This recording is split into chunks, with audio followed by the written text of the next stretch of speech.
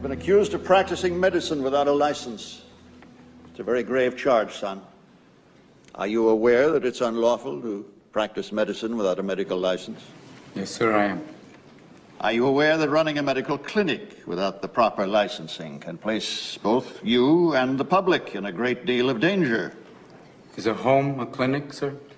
If you are admitting patients and treating them, physical location is irrelevant. Yes, sir. Will you define treatment for me? Yes, treatment would be defined as the care of a patient seeking medical attention. Have you been treating patients, Mr. Adams? Well, sir, I live with several people. They come and go as they please. I offer them whatever help I can. Mr. Adams, have you or have you not been treating patients at your ranch? Everyone who comes to the ranch is a patient, yes. And every person who comes to the ranch is also a doctor. I'm sorry. Every person who comes to the ranch is in need of some form of physical or mental help. They're patients. But also every person who comes to the ranch is in charge of taking care of someone else. Whether it's cooking for them, cleaning them, or even a simple task as listening. That makes them doctors. I use that term broadly, gentlemen, but is not a doctor someone who helps someone else? When did the term doctor get treated with such reverence as, oh, right this way, Dr. Smith, or, excuse me, Dr. Scholes, what wonderful foot pads, or, pardon me, Dr. Patterson, but your flatulence has no odor. At what point in history did a doctor become more than a trusted and learned friend who visited and treated the ill?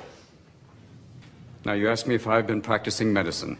Well, if this means opening your door to those in need, those in pain, caring for them, listening to them, applying a cold cloth until a fever breaks, if this is practicing medicine, if this is treating a patient, then I am guilty as charged, sir. Did you consider the ramifications of your actions? What if one of your patients had died? What's wrong with death, sir? What are we so mortally afraid of? Why can't we treat death with a certain amount of humanity and dignity and decency and, God forbid, maybe even humor? Death is not the enemy, gentlemen. If we're going to fight a disease, let's fight one of the most terrible diseases of all, indifference. Now, I've sat in your schools and heard people lecture on transference and professional distance. Transference is inevitable, sir. Every human being has an impact on another. Why don't we want that in a patient-doctor relationship? That's why I've listened to your teachings, and I believe they're wrong. A doctor's mission should be not just to prevent death, but also to improve the quality of life. That's why you treat a disease, you win, you lose. You treat a person, I guarantee you'll win. Now here today, this room is full of medical students.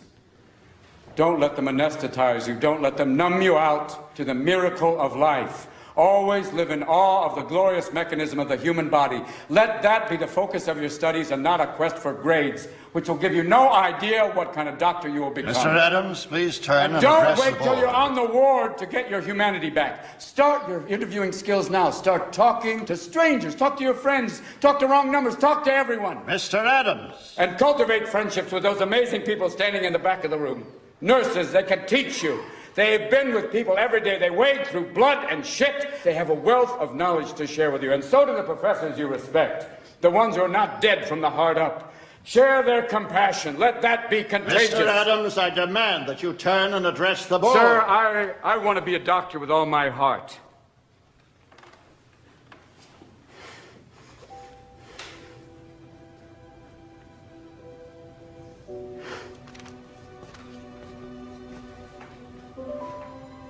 I wanted to become a doctor so I could serve others. And because of that, I've lost everything. But I've also gained everything. I've shared the lives of patients and staff members at the hospital. I've laughed with them. I've cried with them. This is what I want to do with my life. And as God is my witness, no matter what your decision today, sir, I will still become the best damn doctor the world has ever seen.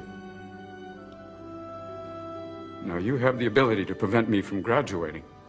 You can keep me from getting the title and the white coat. But you can't control my spirit, gentlemen. You can't keep me from learning. You can't keep me from studying.